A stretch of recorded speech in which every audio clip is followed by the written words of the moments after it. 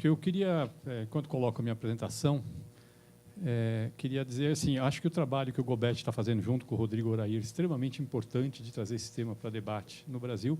Nós temos opiniões diferentes, eu vou mostrar aqui, mas eu acho que a questão de trazer o tema para discussão é bastante importante. A gente, de fato, tem que olhar essa questão da tributação da renda no Brasil. Eu concordo que, embora eu trate também muito de reforma de tributação de bens e serviços, concordo que o tema da tributação da renda deve entrar na pauta no Brasil. Apenas acho que a gente tem uma agenda muito maior antes de discutir tributação de dividendos e, eventualmente, mudança no JCP.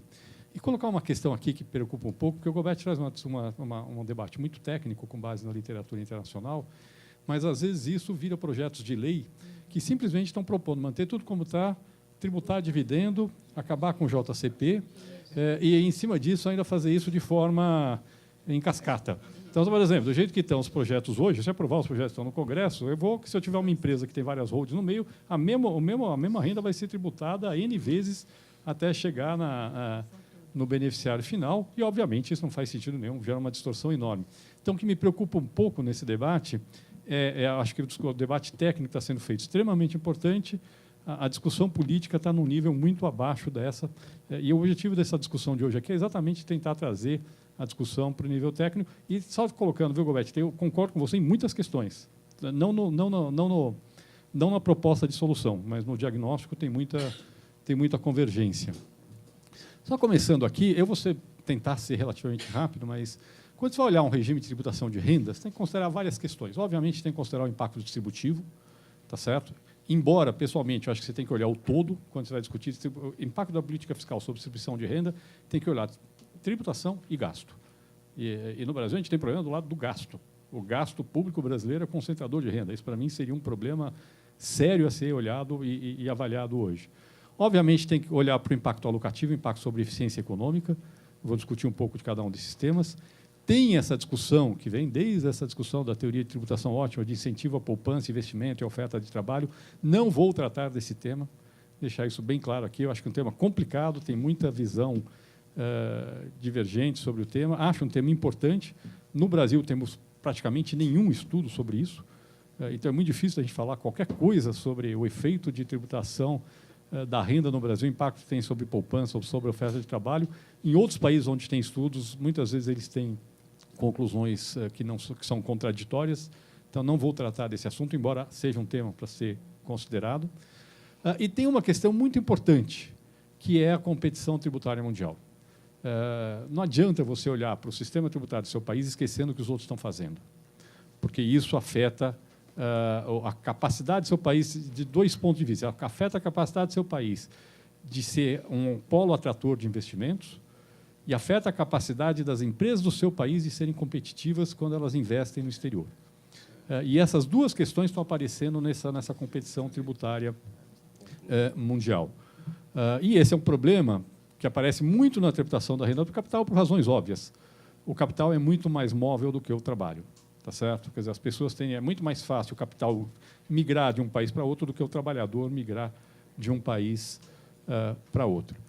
E, finalmente, tem uma questão que eu acho importante, que é importante, quando a gente discutir renda, a gente no Brasil não tem muito essa visão, mas é importante distinguir o que é renda do trabalho e o que é renda do capital. Acho que o Gobet trouxe isso, quer dizer, a teoria costuma trabalhar diferenciando os dois.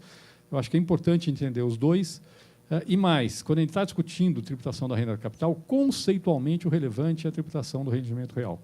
Vou voltar, acho que o Gobet falou isso, acho que é um tema importante. Então, vou falar um pouquinho rapidamente de cada um desses temas para tentar chegar no meu ponto de chegada. Esse aqui é o que o Gobet já falou. Esse aqui é o perfil dos declarantes de imposto de renda no ano base de 2015. Vamos olhar as pessoas de alta renda. Mais de 160 salários mínimos por mês de renda. São aqueles 70 mil pessoas que o Gobet falou. Eles têm o rendimento deles, 70% do rendimento deles, basicamente, é rendimento isento. Não é tributado na pessoa física. O grosso dessas pessoas são proprietários de empresas. Então, desses 271 bilhões de reais, 223 bilhões de reais são rendimentos isentos de proprietários de empresas. Então, você vai dizer, olha, proprietários de empresas não são tributados na pessoa física. Isso, em si, é um problema distributivo? Não necessariamente, Gobet. Se ele for tributado, de fato, a 34% na empresa e não pagou 27,5% na pessoa física, chega a ser um grande problema distributivo, num país que a alíquota máxima do imposto de renda de pessoa física é baixo para padrões internacionais, como é o caso do Brasil. Agora, aparentemente, não é isso que acontece. É isso que eu queria colocar.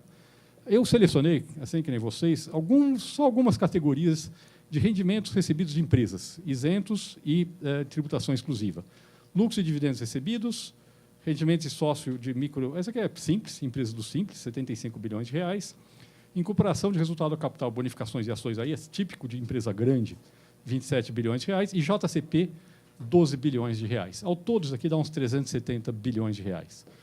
Vamos supor que os dividendos, assim, conservadoramente, que os dividendos distribuídos por empresas grandes sejam 5 vezes o JCP. Tá certo? Então, em vez de 12, vai ter mais 60 bi distribuídos na forma de dividendos das grandes empresas de ações.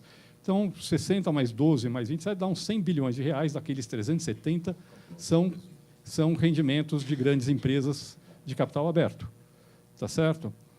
Aliás, Eduardo, fica uma sugestão de, se for possível, cruzar esses dados com os dados de perfil das empresas, ajudaria muito a gente a fazer análise. Isso aqui é só o dado da declaração de imposto de renda da pessoa física. Estou falando o seguinte, olha, aparentemente, daqueles 370 bilhões de reais que as pessoas receberam como rendimento isento e tributação exclusiva de empresas, as pessoas físicas receberam, 270 bilhões são de empresas que não são de capital aberto, são de empresas de pequeno e médio porte, e aqui entra muito a questão da pejotização no Brasil. A gente tem um problema sério na pejotização. E a hora que a gente vai olhar a PJ, empresas de lucro presumido e simples, aí nós temos um problema sério do ponto de vista distributivo.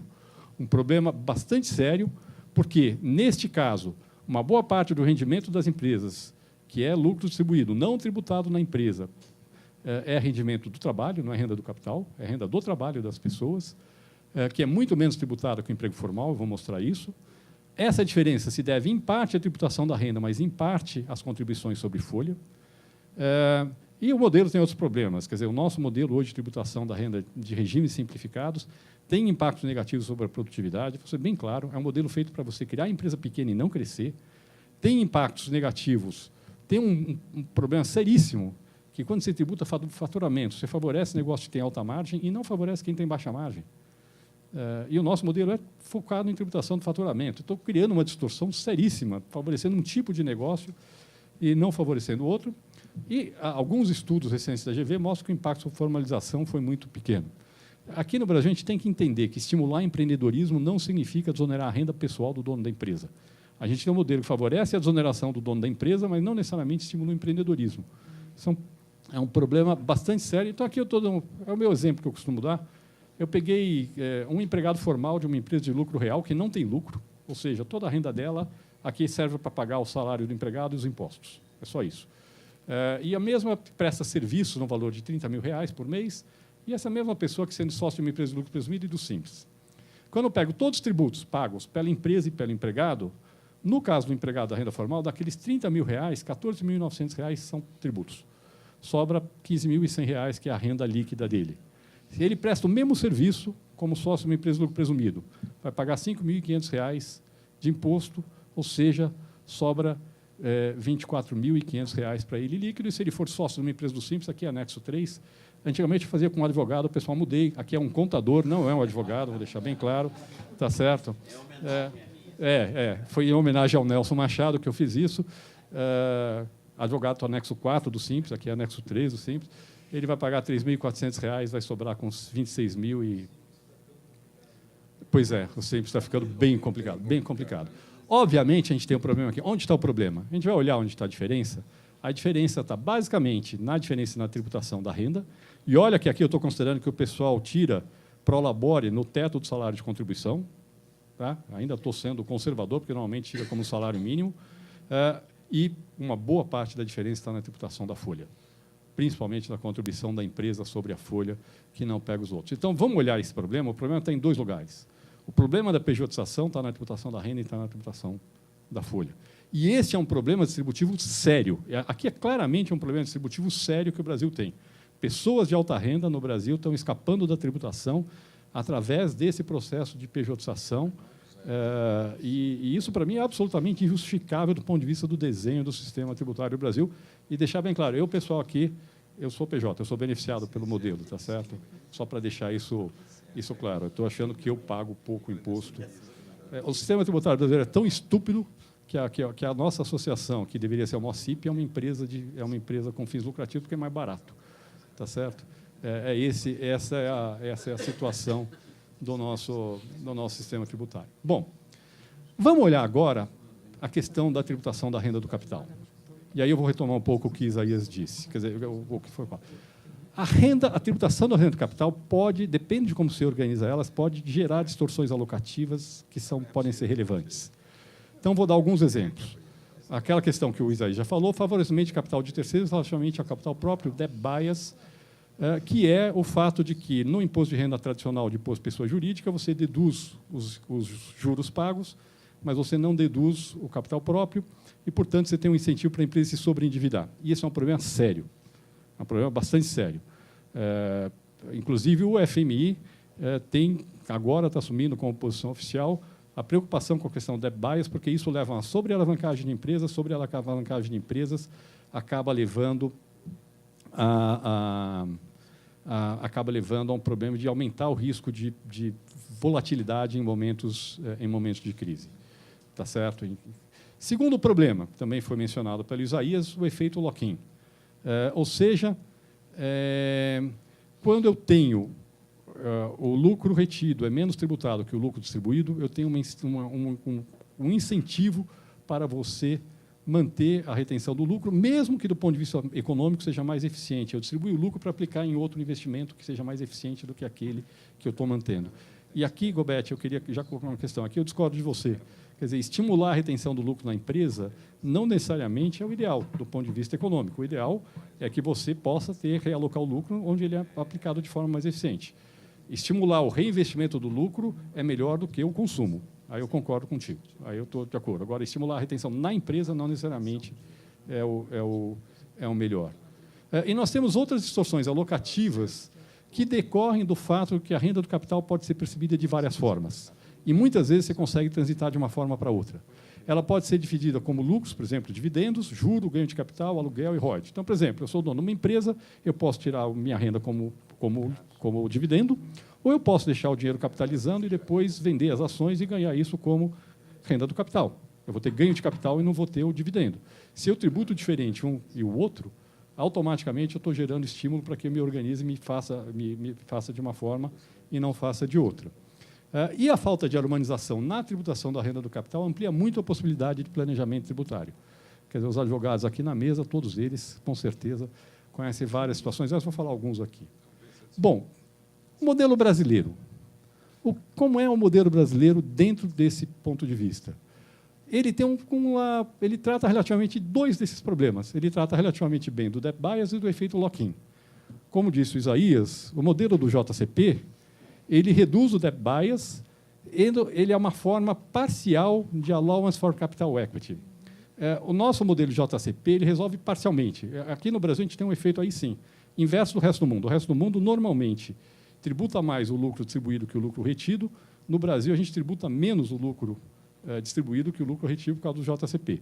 Se é para ter o bom modelo de ACE, de Allowance for Capital Equity, é aquele que eu pego uma porcentagem do valor do patrimônio líquido que corresponde ao rendimento normal do capital e gera um crédito tributário, uma redução de base tributária correspondente dentro da empresa.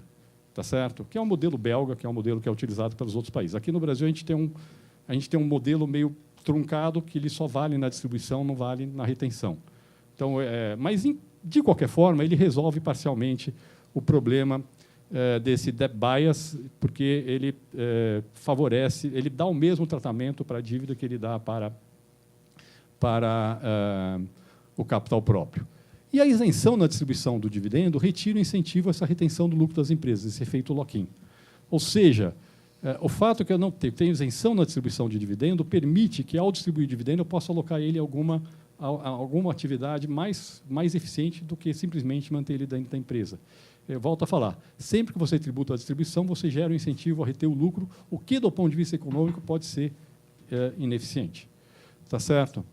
Bom, então, deste ponto de vista, o modelo brasileiro tem vantagens, mas ele tem uma série de outras distorções.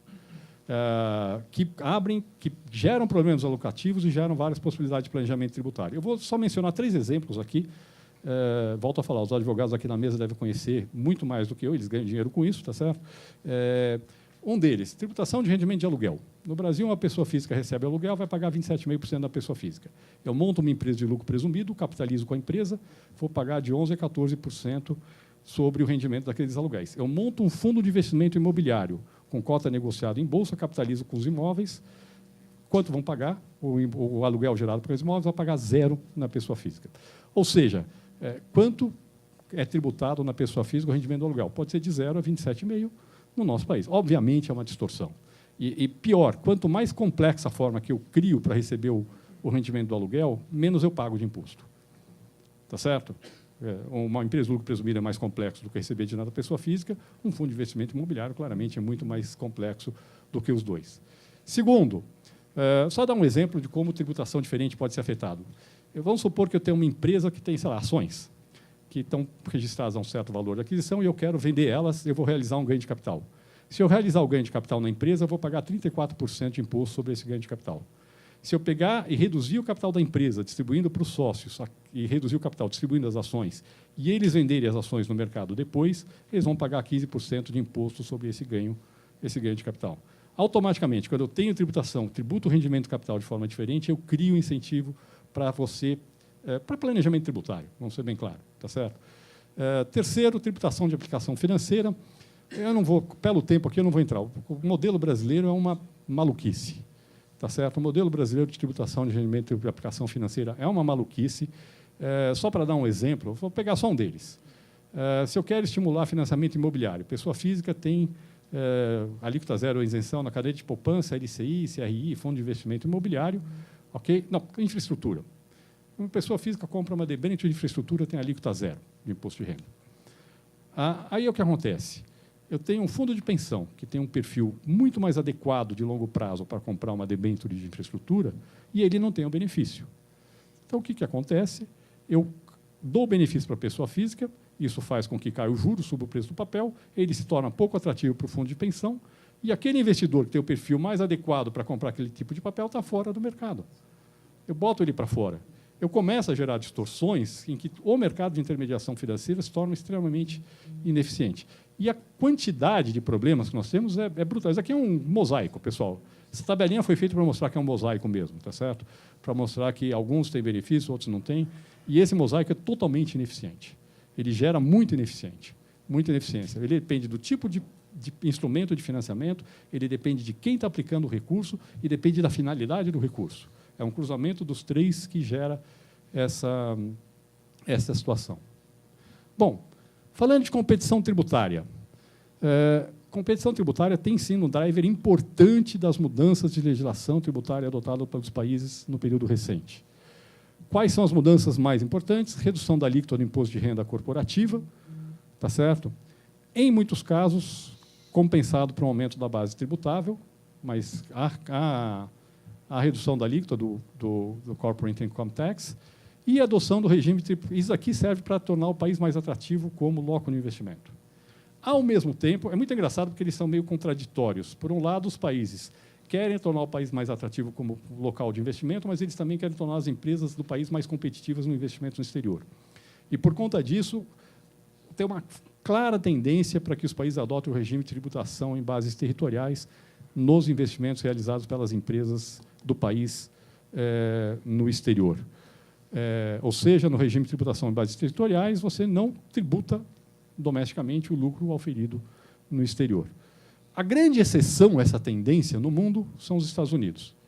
Os Estados Unidos ainda têm um regime de tributação em bases mundiais, ainda que só na distribuição do dividendo, e tem uma alíquota bastante alta de imposto de renda corporativo. Mas o Trump está propondo, e a proposta de reforma tributária anunciada pelo Trump, uma página de papel, assim, toda ela está literalmente numa página, ela tem algumas tendências. Está propondo reduzir a alíquota do Corporate Income Tax de 35% para 15%, a adoção do regime de tributação em bases territoriais, que viria junto com uma taxa, com um imposto incidente uma única vez sobre os lucros retidos no exterior, com uma alíquota baixa, os Estados Unidos têm 2,5 trilhões de dólares de lucros de empresas americanas retidos no exterior, que não são repatriados por conta da tributação na distribuição dos dividendos. E a ampliação da base do CIT, com a redução de medidas de redução de base.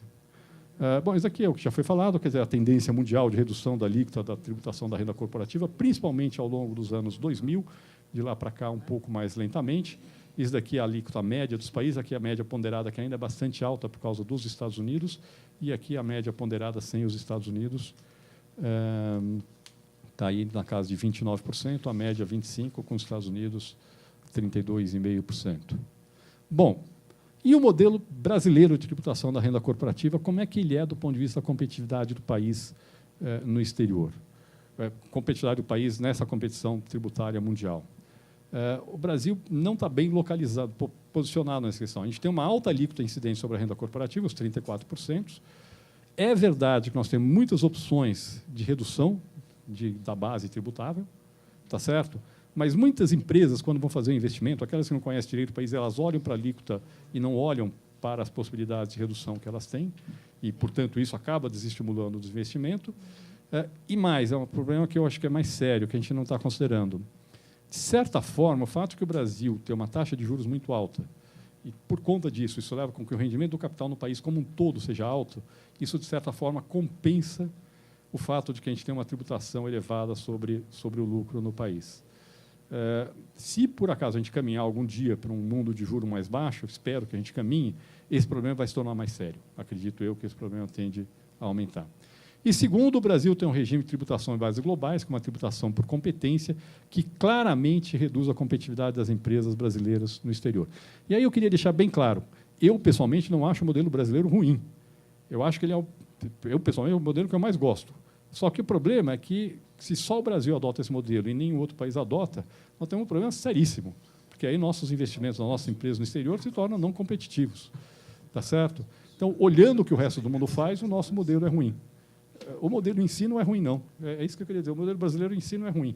Mas, infelizmente, olhando o que os outros países fazem, ele ficou ruim. E é muito engraçado, quer dizer, a gente está num país em que a gente teve uma política de campeões nacionais, fazendo crédito subsidiado para que a empresa possa investir no estrangeiro, e eu tenho um regime tributário de perdedores mundiais, tá certo? Então, não faz muito sentido essa maluquice.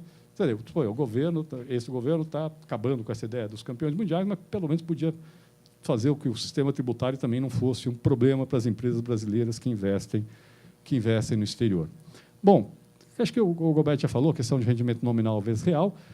É importante, quando ele fala tributação da renda do capital, uma parte do renda nominal do capital é a reposição do valor do capital, que é a inflação. Portanto, não é um aumento patrimonial, que, a rigor, conceitualmente, o que deveria ser tributado é o aumento patrimonial, ou seja, só o rendimento real. Significa que uma mesma alíquota nominal, a incidência sobre a renda real é maior num país de inflação alta do que num país de inflação baixa, tá certo? E no Brasil, nos últimos anos, aqui é uma conta, aliás, isso aqui eu peguei uma conta que um trabalho que o Gobetti e o Rodrigo Oraire fizeram, que eles compararam a tributação do lucro distribuído no Brasil com outros países do mundo. E, de fato, quando a gente pega a alíquota nominal, a alíquota do Brasil do lucro distribuído é baixa em relação aos países do OCDE. Aqui está o Brasil, tá certo? Agora, se a gente ajustar pela inflação, tudo bem, eu peguei aqui uma inflação alta de 2003, 2015, que dá uns 7%, mas se a gente ajustar pela inflação, a gente está, nesse período, a gente teve mais ou menos na média mundial, não tivemos muito fora da média mundial, a gente tributou o rendimento real, mais ou menos que nem o resto dos países do mundo, inclusive no lucro distribuído, mesmo considerando que a gente não tem tributação na distribuição de dividendos. Bom, então, fechando, e aí eu queria colocar minhas coisas. Primeiro, a gente claramente tem mudanças para serem feitas na tributação da renda no Brasil. Tem uma mudança muito importante a ser feita, politicamente muito difícil, mas tecnicamente fundamental, que é corrigir as distorções do regime simplificado de tributação, tanto na renda quanto na folha. Na renda, poderia-se adotar um modelo de tributação na distribuição do lucro na fonte ou na pessoa física, é uma forma, não sei se é a melhor, e pode ter um pouco essa ideia de separação entre a renda de capital, que é arbitrária, e a renda do trabalho, um pouco na linha do que alguns países nórdicos fizeram durante algum tempo, como é que... Só para dar um exemplo, aqui, uma sugestão maldosa aqui para o Eduardo, você pode supor, por exemplo, que aquela renda arbitrada como lucro, como só, os 32% do faturamento de uma empresa de prestação de serviço é a renda do capital, e eu tributo na empresa, e eu suponho o resto do lucro distribuído pela empresa que não foi tributado, que não está nos 32%, é a renda do trabalho, e eu tributo da pessoa física como renda do trabalho. É uma forma sem complicar muito o modelo. Você não vai ficar muito popular se fizer isso, mas eu acho que é absolutamente... Só dando um exemplo, tá certo? São formas... pois é verdade. Quem quer popularidade não vai para o Ministério da Fazenda, pelo menos não. Na questão da tributação da folha, aqui sim, eu volto a falar, metade do problema está na tributação da renda, metade na tributação da folha. Não podemos olhar só metade do problema, tem que olhar o todo. Aqui dá para resolver pela maldade. Eu falar o seguinte, olha, eu vou pegar essa parte que eu estou arbitrando, que é a renda do trabalho, e vou cobrar também contribuição de folha sobre ela. Tá certo? E vou jogar o custo das PJs lá para cima. Ou então eu posso fazer pelo lado da bondade, que é falar o seguinte, olha, ok, vou tributar a renda das pessoas de mais alta renda, mas vou desonerar a folha na parcela que excede o salário de contribuição. O que, do ponto de vista conceitual de um modelo de financiamento da Previdência, para mim faz sentido. Meu ponto de vista, deveria guardar a relação entre o que você contribui sobre a folha e o que você recebe de benefício. Tá certo? Eu acho que faz algum sentido, mas, obviamente, tem um custo, não é pequeno, mas colocando só que tem formas... Eu, pessoalmente, prefiro o segundo modelo. Tá? Eu acho que tem que tributar a renda, sim. Então, na prática, eu estou falando o seguinte, olha, vamos subir a tributação das PJs, mas vamos reduzir a tributação do empregado formal, que ganha mais do que o teto salário de contribuição. Na prática, é isso que eu estou falando aqui dentro na parte de folha. Tá certo? Bom, o Brasil acha que deveria ter medidas, em princípio, considerar mudanças para melhorar a sua posição competitiva no cenário de competição tributária global. Acho que faz sentido discutir uma tributação da alíquota da renda corporativa no Brasil, não 15%, nada parecido com o Trump, pessoal. Se a gente baixasse para os 27,5% que a gente cobra das pessoas físicas, talvez fosse bom. Agora, simultaneamente, tomar medidas para aumentar a base de incidência. Então, tem coisas óbvias, tá certo? Revisão no modelo de tributação do ágio em fusões e aquisições, que é uma jabuticaba total aqui no Brasil, faz sentido nenhum, gera contencioso, gera planejamento tributário e poderia ser resolvido ampliando a base, lógico que para frente, não para trás, para trás é outro, foi feito com base na lei, foi feito, mas daqui para frente poderia ser revisto. Para trás a Receita já fez. Pois é. Mas eu estou dizendo o seguinte, olha, pessoal, faz sentido, vamos tirar esse troço daqui, que é uma jabuticaba total. Tem que fazer conta, obviamente, mas, obviamente, eu acho que dá para, via aumento da base do IRPJ, não só para repor uma relativa redução da alíquota, como até aumentar a arrecadação, eventualmente, dê para fazer. E acho que, infelizmente, o Brasil deveria considerar migrar para o regime de tributações baixas territoriais. Não gosto, mas eu acho que... se os Estados Unidos forem, cara, vai ser inevitável. Então, considerem isso. Não gosto. Agora, tem uma questão importante. Regime de tributações de bases territoriais aumenta o risco de profit shifting. Então, se você for adotar esse regime, tem que adotar medidas para conter a transferência de renda do Brasil para jurisdições de baixa tributação. Aliás, o Brasil tem uma coisa completamente estranha. Pelo nosso regime de tributação de bases mundiais, por competência do gente que a gente sequer devia discutir BEPS. Não faz sentido nenhum. Eu não tenho. Se eu tributo tudo, se eu faço profit shifting, eu vou tributar aqui de novo depois por competência. Então, assim, é meio estranho. Quer dizer, o Brasil tem um regime de tributação, ao mesmo tempo está discutindo BEPS, que são coisas meio... Se migrar para esse regime, BEPS passa a ser fundamental. Tá certo? Aí sim, aí você precisa ter formas de evitar a migração territoriais. Bom, e, finalmente, tem uma enorme agenda, não tenho tempo aqui de tratar, para reduzir distorções alocativas. Eu dei alguns exemplos aqui de alguns tipos de distorções alocativas que a gente tem. Tributação de aplicação financeira é uma agenda, revisão da tributação de aluguel de pessoa física é outra agenda, compatibilizar mais a tributação da renda do capital em geral, nas suas várias formas, é uma agenda. Agora, eu acho que tributar a distribuição de dividendos e revogar o JCP, do jeito que tem sido proposto nesses projetos de lei, piorariam a qualidade do modelo brasileiro. Quer dizer, a gente tem um monte de problema para corrigir, nós vamos pegar duas coisas que funcionam, que têm sua função, que melhoram o efeito alocativo do sistema, e vamos tirar elas. Para mim, não faz sentido, tá certo? Pelo menos nesse modelo, enquanto a gente não resolver os outros problemas. Essa é a nossa posição, a minha posição. Volto a falar, o Centro de Cidadania Fiscal, o Isaías já falou isso, antes não tem uma posição definitiva. Essa aqui é a minha opinião pessoal sobre o tema. Então, além de ter efeitos alocativos ruins, eu acho que pioraria a atratividade do Brasil como polo de investimento. Principalmente a questão do JCP, se você acabar com ela hoje, você reduz a atratividade do Brasil para investimento. Isso, no entanto, não quer dizer que a gente não tem que olhar para uma agenda de progressividade na tributação da renda do capital. E aqui eu fico com o Gobet. Acho que o Gobet tem mérito enorme de trazer essa discussão para a coisa. Agora, acho, e volto a falar, essa é a nossa agenda para o segundo semestre, acho que é possível pensar em um modelo em que você consegue jogar progressividade na tributação da renda do capital, principalmente naquela que é consumida, indo ali um pouco de um expenditure tax. Aí a gente discorda um pouco de modelo. Eu prefiro o modelo do expenditure tax do que o modelo dual dos países nórdicos. O modelo dual existe porque lá a tributação marginal da renda do trabalho é cavalar e estava gerando um problema para eles do ponto de vista, quando você usava essas alíquotas para tributar a renda do capital, estava tornando os países totalmente não competitivos no cenário internacional. E foi isso que levou eles a adotarem aquele modelo. No Brasil, acho que não é o caso. Acho que dá para a gente pensar no modelo. A gente está começando a trabalhar na ideia.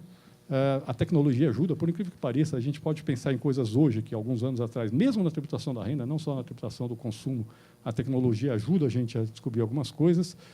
E volto a reforçar, acho que a agenda é importante, mas propor meramente tributar a distribuição de dividendo e acabar com o JCP não é o que o Brasil precisa nesse momento, seria um erro nesse momento e não uma solução. Vamos corrigir nesse momento as outras distorções todas que tem, num primeiro momento, e pensar se tem um modelo que resolve todas essas questões. Pode ser que no final desse processo todo, Gobet, a gente chegue à conclusão que talvez o melhor modelo seja esse.